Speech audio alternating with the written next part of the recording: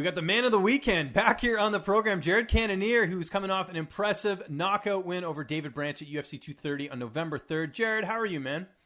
I'm doing good, James, man. I feel real good, especially coming off of that big win. So I'm good, man. How are you? I'm doing well. I appreciate you asking. It's great to catch up with you after such a big win that you had on Saturday. You and I talked before the fight. I know obviously you wanted to fight earlier. You were excited about this big opportunity, but I got to know, when you walked into the cage at Madison Square Garden facing the hometown guy, you a little bit more nervous than usual just with the losing streak, or what was the mentality the second you stepped into the cage? I'm never nervous when I go in there and fight. I've got complete control of my mental state of being. As much as I have control of my physical state of being, and it's all funneled through my spiritual state of being. So I use it all as one to create, to be, to go in there with no fear whatsoever. I'm ready for anything that happens. I can get knocked out. It's happened before. So I'm not afraid of any of that. The ref is there to make sure I go home that night, or, you know what I'm saying? So that's a good thing about it being, sanctioned and all. And I know early on in the fight, Branch, you got your back. And the one thing I noticed in the fight, you were really calm in the cage. It seemed like anything that he did, you were able to sort of adjust, on the fly. What do you attribute that to in terms of being that calm? And is it the spirituality? What is sort of the thing you sort of point to, being able to be that calm in the cage? Well, naturally, it's the training that I'm getting here at the MMA lab. As far as my calmness in the cage, I wouldn't contribute it to a to any particular spiritual system or anything like that. It's just the spirit that I have in me. Something that it was something that I was born with. Something that's been cultivated throughout my youth and growing up. All the experiences I've had. I just I see how the world affects a lot of people. What, be it positive or negative, and I want the outcome to always be in my favor. So. So that's what I strive for. That's the way my mind, that's the way I think. I'm positive all the time. No negativity. I don't deal with bull or any other drama or anything like that. So it's positivity, and again, the team contribute to the preparation that we did, the skills that I'm learning. I have complete confidence in my ability to execute, and that these moves work, so I can rely on them if I get in the situation. We prepare for all situations. At what point did you feel the tide turning a little bit? Because you were able to sort of get some shots off, and then, of course, you landed the big one that finished the fight. Well, I never felt like I didn't have the momentum, I always felt in control, even when I was getting taken down. I didn't get taken down and tell myself, oh, doggone it, now I got to get up. You know what I'm saying? You get taken down, I get up. It's the name of the game. I've come to terms with the fact that I'm not a natural wrestler, so I can expect to get taken down in a fight, But one thing I have focused on is the techniques and skills required to get up effectively without expending a lot of energy, wasting no time, not pussyfooting around or anything like that. I know it's a fight, and it's all, again, like I said, it's a fight. You know what I'm saying? So what am I going to do? What can I do? The fight can never go the way I want it to. And when it does, that's perfect. You know what I'm saying? But again, just preparation, being ready for whatever. Nothing in the cage can compare to, nothing in the octagon can compare to what we all experience, this thing called life. So, I'm not fazed by anything that goes on in there. This might be a pretty obvious question, but is this the most satisfying win of your career? My first win in the UFC was pretty satisfying, but this definitely takes the cake, being that it was an MSG. The whole fight week leading up to it, the energy that I got there, it was something else, man. It was something else for sure. We talked about this heading into the fight about, the betting odds. I know you don't pay attention to that, but I wanted to read off some prop bets here for you. I don't know if you're aware. Cannonier wins in round 2 prop was plus 1275. You winning by knockout was plus 590. Did you have anyone message you saying they won a bunch of money on you? Because again, those odds were crazy. On Instagram and stuff, there are people, commenting on, the post and whatnot. Some people said, I bet on you, I won money, you know what I'm saying? Or I should have bet on you or something like that. But again, like you said, I don't really follow the betting, so I don't know what those numbers mean or how it translates into dollars. So good for whoever made the right bet, bet on me all the time. Well, I'll give you a quick crash course here. So anytime you have plus money, anything that's plus, that means that you're gaining money. If you just use the $100 rule. So if you put $100 on 1275, you get $1,275. Oh, okay. So there you go. So I mean, you put even $10 on there, you're going to make a decent amount there, right? So that's not bad. I guess any of your friends win any money on the fight? Anyone message you saying, hey, thanks for that?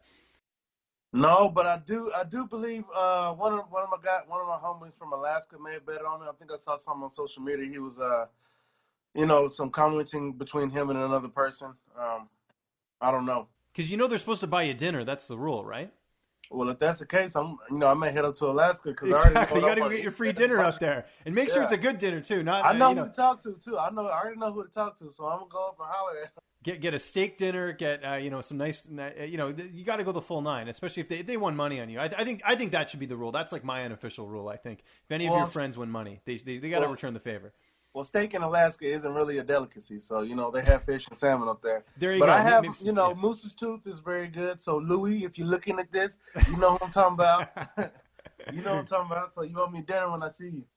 What about from the UFC? Did they get in touch with you after, maybe giving you props and congratulations or anything on the win?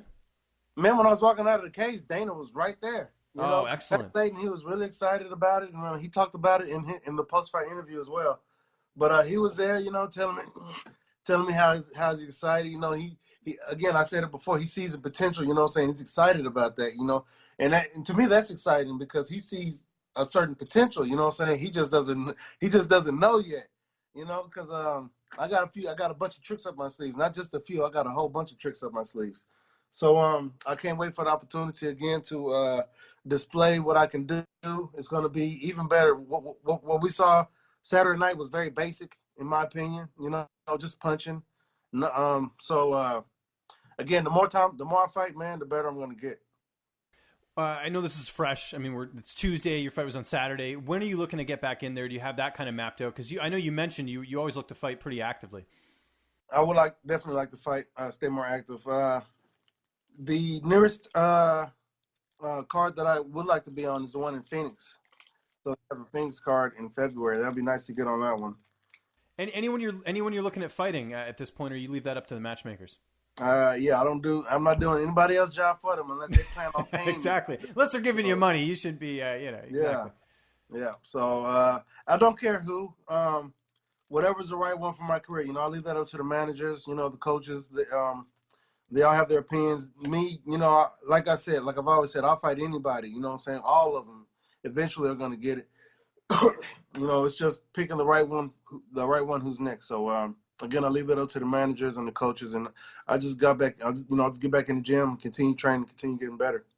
And obvious question, but the plan is to stay at 85, right? I mean, you look great in the cage on Saturday.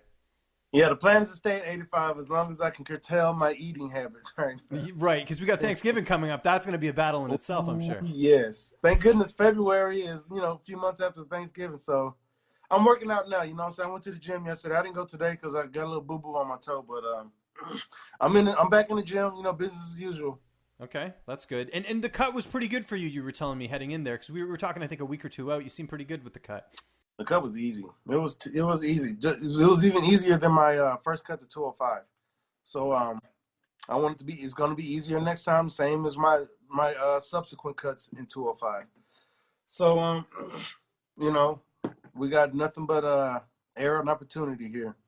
Excellent. Before I let you go, just quickly, I talked to your teammate yesterday, Kyle Stewart, and he just really mentioned how much you've had an influence on his game since coming over, because I know he was at a rival gym, and he's been sort of welcomed in with open arms. Just talk about his progress at the gym and how much he means to the team at this point. Oh, I like Kyle, man. He comes in, he's a hard worker, and when you come to a new gym, a lot of people, will expect they come in and be, successful right off the top, and just, handle it. But that ain't the point, That ain't the point of going to a new gym. Going to a new gym is to find ways to make yourself better. The only way you make yourself better is to, have failures, to know your shortcomings and stuff. And he's a smart man. He's a real smart man. He's definitely figuring out, and he's accepting, everything that comes at him, all of his advantages, his disadvantages, And he's definitely closing up all those holes in his game, and he's definitely getting better. He helped me do some of my rounds in preparation for this fight. And, it's just a it's just so wonderful to have him on the team now. The MMA lab is known for having really big guys. And he's a 70-pounder, but he's no small 70-pounder. He's a big guy, somebody who I can grapple on. And there's a few other guys who've come in with him too. So it's really good having him there, man. Bringing his energy in. He's going to work hard, man. Him being a Marine, him with that fiery red hair of his. So he's going to come in and bust his ass and do what he got to do to get to always get his hand raised. So he's going to be fighting this weekend at Legacy. And Legacy, Legacy FC. I can't remember. I think it's called LFA now, but Legacy Fighting Alliance. Yeah, LFA. Yeah. But he's going to be fighting, man. So I'm going to be rooting for him big time. You know what I'm saying? So yeah. Good stuff, man. Well, Jared, I can't thank you enough for taking the time, man. It's always good catching up with you. And again, congratulations on the win. If you got any sponsors or social media or anything like that you want to plug, the floor is yours, sir. Well, I wish I had sponsors. It would be nice to have somebody, giving me some money. So if anybody, if there is anybody I would like to plug, it's plug my wife. You know what I'm saying? She puts in a lot of work to make this possible for us. So I would like to definitely give her the tip my hat to her and give her the thanks. So, as far as my social media, I'm on Twitter and Instagram at Killer Gorilla MMA.